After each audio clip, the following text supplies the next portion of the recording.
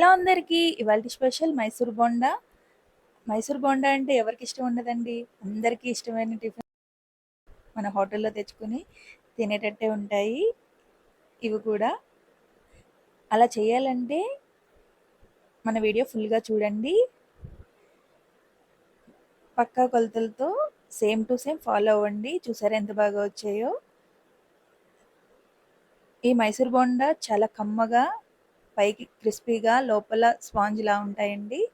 తినే కొద్దికి ఇంకా తినాలనిపిస్తుంది. కాకపోతే ఆయిల్ ఫుడ్ అని ఏమన్నా అవాయిడ్ చేయొచ్చు. అంతేగాని చాలా బాగుంటాయండి. మరి చూద్దామా?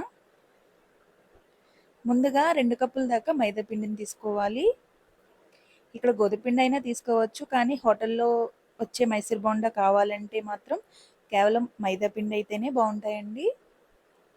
గోధుమ పిండితో చేసుకున్నా పర్వాలేదు, బాగానే ఉంటాయి అవి కూడా.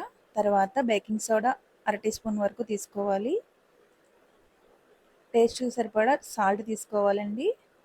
తర్వాత మనం 2 కప్పుల దాకా మైదా పిండి తీసుకున్నాం కదా! ఇక్కడ 2 కప్పులు పెరుగుని తీసుకోవాలి. 1 కప్పు మైదా పిండికి 1 కప్ పెరుగు వేసుకోవాలండి. ఇక్కడ పెరుగు బాగా పుల్లగా ఉన్నది వేసుకుంటే బోండాలు అనేది చాలా బాగుంటాయండి. చాలా సాఫ్ట్‌గా కూడా వస్తాయి.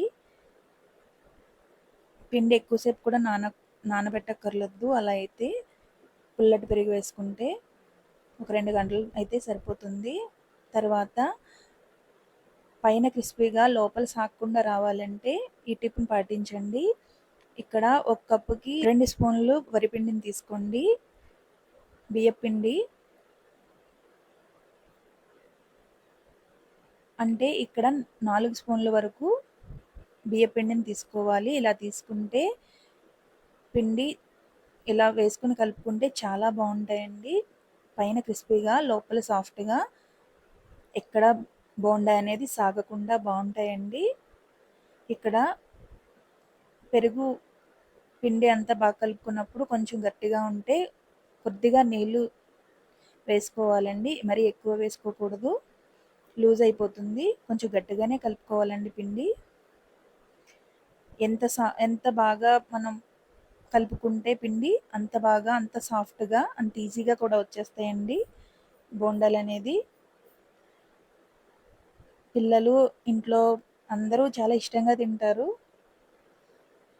ఇవి చేసి పెట్టండి. ఈ బోండాలు పక్కా కొలతలతో, వీడియో ఎక్కడ స్కిప్ చేయకుండా ఫుల్‌గా చూడండి. ఇదే కొలతలతో చేసి పెట్టండి. డెఫినెట్‌గా ఒక్కొక్కసారి వేస్తే ఎవరికీ రావు కదండీ! ఏంటి ఇలా వస్తున్నాయని మనం కంగారు పడతాం. ఒకసారి ఆయిల్ లాగుతుంది, ఒకసారి తప్పడుగా వస్తాయి. అలా రాకుండా వీడియోలో చూపిస్తున్నట్టు బాగా అలా గిలకొట్టినట్టు చేస్తే పిండి అనేది లోపల ఉన్న ఎయిర్ బబుల్స్ అన్నీ పోయి మంచిగా సాఫ్ట్‌గా రెడీ అవుతుంది. 10-15 నిమిషాల వరకు బాగా గిలకొడితే ఇంకా చెప్పక్కర్లేదు, సూపర్ డూపర్‌గా వస్తాయండి బోండాలు.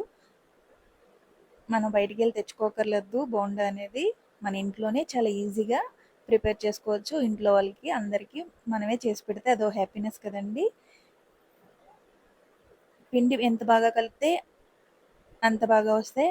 నెక్స్ట్ మళ్ళీ మనం అంతే ముందు రోజును నానబెట్టుకుంటే రేపు మార్నింగ్ టిఫిన్‌గా వేసుకోవాలంటే నైట్ అంతా నానబెట్టుకోవాలండి. నైట్ కలిపెట్టుకోవాలి పిండి అనేది. అప్పుడు చాలా బాగుంటాయి. ఒకవేళ నైట్ వేసుకోవాలంటే మీరు మార్నింగ్ కలిపెట్టుకోండి. లేదంటే ఒక 2 గంటల ముందైనా కలిపెట్టుకున్నా సరిపోతుంది. పుల్లటి పెరుగైతే 2 గంటలైనా సరిపోతుంది. బాగా వీడియోలో చూపిస్తున్నట్టు అలా బాగా కలుపుకోవాలండి పిండి. అలా ఎంత బాగా కలిపితే ఓపికగా అంత బాగా వస్తాయి. మన పిండి కలిపే విధానంలోనే ఉంటాయండి అది బాగా వచ్చేది, రానిది. అలా బియ్యపిండి వేస్తే బాగా క్రిస్పీగా ఉంటాయండి తినడానికి. ఎక్కువసేపు ఉన్నా మనకి సాగవు. మంచిగా బాగా వస్తాయండి బోండాలు అనేది. టేస్ట్ కూడా సూపర్‌గా ఉంటుందండి. చూసారా? వీడియోలో చూపిస్తున్నట్టు ఓపికతో బాగా కలపండి. అలా కలుపుకున్న దాన్ని ఒక 2 అవర్స్ పాటు రెస్ట్ ఇవ్వండి.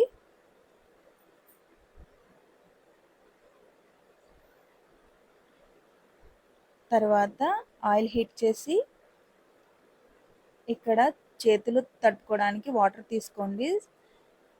అలా అయితే మనకి బోండా వేసినప్పుడు ఈజీగా వేసుకోవచ్చు, చేతికి అంటుకోకుండా ఉంటుంది. ఆయిల్ హీట్ అయింది కదా, కొద్దిగా వేసి చూసుకోండి. ఆ పిండి పైకి తేలాలండి. అలా అయితే మనకి బోండా వేసుకున్నప్పుడు మంచిగా లోపలికంటూ బాగా ఫ్రై అవుతుంది. అలా చూసుకుని తీసుకోవాలి. చూసారా అలా పైకి తేలింది. అప్పుడు కొద్దిగా వాటర్ డిప్ చేసుకుని బోండాల్లా వేసుకోవాలండి. ఒక్కొక్కరు ఒక్కొక్క విధంగా వేస్తారు. మీకు వచ్చినట్టు వేయండి. జాగ్రత్తగా వేసుకుంటే ఎక్కడ వంకర రాకుండా వస్తాయండి. అందరికీ ఒకేలా రావాలంటే రావు కదండి. ఎవరికి వచ్చిన విధంగా అలా అలా వేసుకోవచ్చు.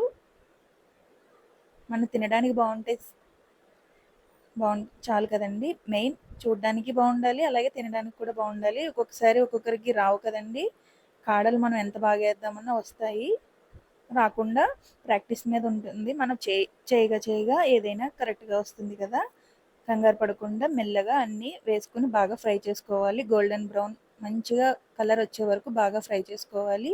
మనం చెప్పిన టిప్స్తో కరెక్ట్గా ఫాలో అయితే ఈ మైసూర్ బోండా అనేది సూపర్గా వస్తాయండి. మీరు కూడా ట్రై చేసి ఎలా ఉందో కామెంట్ చేయండి. ఫుల్గా చూడండి వీడియో, ఎక్కడా స్కిప్ చేయకుండా. సబ్స్క్రైబ్ చేయండి ఫ్రెండ్స్, లైక్ చేయండి. లైక్ చేయడం మర్చిపోకండి. సపోర్ట్ చేయండి ఫ్రెండ్స్. మీకు ఈ బోండాలు నచ్చితే మీరు చేసుకుని తిని ఎలా ఉందో కామెంట్ చేయండి.